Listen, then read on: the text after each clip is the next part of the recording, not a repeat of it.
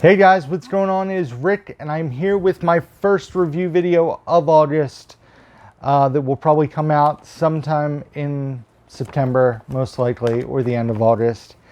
And today we're only talking about 6 movies. Didn't watch a lot the first week of August. The first one is going to be a very popular thing that we talk about. And also I'm going to tease that we have a Hot Trash of the Year contender in this video. I hopefully will put that on the thumbnail.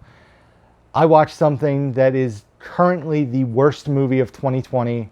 That's right, worse than Rhythm Section, worse than The Turning, worse than Like a Boss, the worst, worse than Extraction. The worst of the year so far will be talked about in this video. First, we're going to talk about the big elephant in the room. A lot of people, I'm sure, are excited to hear my thoughts. I bought this as an investment, basically. Martinez Joe said I'd be silly not to. And that is the 4K lenticular special edition of Rad, released by Vinegar Syndrome. I've never seen this movie, so be warned, I didn't grow up with this film. And this year I've rewatched Airborne, which I grew up with. I watched Thrashin' for the first time, which was a favorite of my girlfriend's, or at least one she enjoyed when she was younger. So I went into this with an open mind. I had been pretty hyped up. The value of this particular 4K has gone up crazy. It is in a hard plastic steelbook protector right now to make sure there's no damage ensued. This is going for like $150 right now, I think. But how was the movie? The movie was okay for me. This felt very 80s, and unlike Thrashin', which I really enjoyed Thrashing. Especially after watching this, I enjoyed Thrashin' more, I think, because this was a bit of a letdown for me in the fact that it just, I don't know, it was very 80s. The camera work was very 80s. The music was very 80s. It was enjoyable, but really predictable, obviously. And the little girl, I guess, who plays the main character's sister was probably the highlight of the film for me. And I'm not saying I hated this movie. And for the time being, it will stay on my shelf because of the collector aspect of it. It's just something neat to own. And I know this was a long time coming for physical media collectors. It had never gotten an official release. I actually have a bootleg DVD of it that I got at a flea market that I need to either sell or do something with. I'm sure there's still a market for it because this is sold out. It's unavailable. And like I said, on eBay, it goes for quite a bit of money at the time of recording. But I gave Rad a 3 out of 5. Like I said, did not hate it, did not love it. It was watchable, but I can see myself rewatching Thrashin' or Airborne because that was a movie I grew up on. If I grew up on this movie, I could see where it would be something I really liked or was glad to revisit. But Rad for me, a 3 out of 5. Next up, a movie that I bought honestly to flip, but wanted to watch based on the synopsis and the actress in this movie, Jennifer Jason Leigh.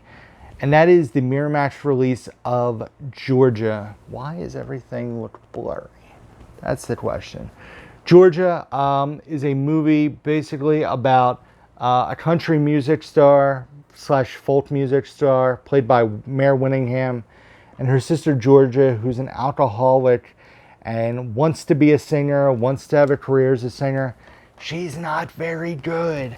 But for some reason, she keeps getting jobs as a backup singer to a blues artist in a band. And her singing is pretty awful. And I think that's part of the movie is she's living in her sister's shadow. But the other thing this movie does is it has these extended musical performances. Like when we first meet Georgia, who's Mare Winningham's character, not Jennifer Jason Leigh, although she's the main actress. I know that's another weird part of this movie. The first time we meet her, she's performing a song, and it's like a 6-minute, you're watching an award show performance, and there are multiple scenes like that in this movie where somebody performs an entire musical number, and it stays on scene for up to 8 minutes sometimes, and the music wasn't very good. I'm trying to read my notes. The music felt, not the music, the movie felt very messy. There were lots of ideas that were brought up in the movie that were never fully realized or had no payoff. I complain a lot in my review about the length of musical performances, but this movie just left me scratching my head and overall disappointed. Georgia gets a 1 out of 5, is definitely going to be sold. And like I said, it goes for some money, so hopefully somebody else enjoys this. It also has John C. Reilly in it as a drummer, who's not in it very much. We'll leave it at that. Next up is a movie I don't physically own, thank you, because it is horrible. It is despicable. It is the worst movie of 2020 so far. As of August 13th, 2020, Desperados on Netflix is the bottom of the barrel. It stars Anna Camp and Nasim Pereed, who I believe she was on SNL. Anna Camp is from the Pitch Perfect films. The movie's an absolute mess. It is all over the place. It wants to have slapstick humor, but it also has like issues with best friend drama, and then it's trying to be a love story, but the one guy's tied to his ex-wife who's passed away, and it's doing all these things. And like I said, there's some awful slapstick moments. Like, this movie makes The Wrong Missy look like a masterpiece. I would watch The Wrong Missy, which I actually didn't hate. I would watch that 1,000 times over to watch this again. But it's just the movie, the story is awful. It is all over. It's just the people in the movie are unlikable. It has the guy who plays Winston in The New Girl, the TV show. I don't remember his name. It's just not a good film. It also rips off a large part of the plot for Eurotrip, where this girl, Nasim Pereed, I'm sorry, is dating a guy who seems perfect, and he ghosts her. And she and her girlfriends get drunk and write a nasty email saying, like, just stupid. It was misspelled, and talks about his personal size and talks about his dead dad. And it's, like I said, all over the place. And then the next morning she gets a phone call, and this guy who's only dated her for like a month knows her phone number by heart, which right away seems weird, because in this day and age, you don't know somebody's phone number. You put it in your phone and it's under random girl I met on Tinder or something like that. And so he calls from the hospital because he was in a horrific car accident, and he knew her phone number, and she decides to take her 2 girlfriends and fly to a tropical island so they can recover the email and delete it before he sees it, which is ripped off of Eurotrip. Not Eurotrip. Eurotrip. Sex Drive. Eurotrip or Sex Drive. One of those 2 movies, it rips it off because they go and they're trying to recover a letter. It's not even that. I just realized it's Road Trip, where Breckenmeyer sends the sex tape to his girlfriend or ex-girlfriend. That's the movie I'm thinking about. Desperados is a half star. It was crap. Hot trash of the year. Definitely a contender for hot trash of the year. Next up, we watched Gretel and Hansel, which was given to me by the Dollar Tree Queen, Jess. I told her I was interested in seeing it, and she sent along her digital code, so we watched it on Vudu. The movie has a great look to it. It was shot very well. It's very dark. It's very creepy. The cinematography in the film is absolutely beautiful. Features some weird shots in between. And it stars the girl from... Why am I blanking now?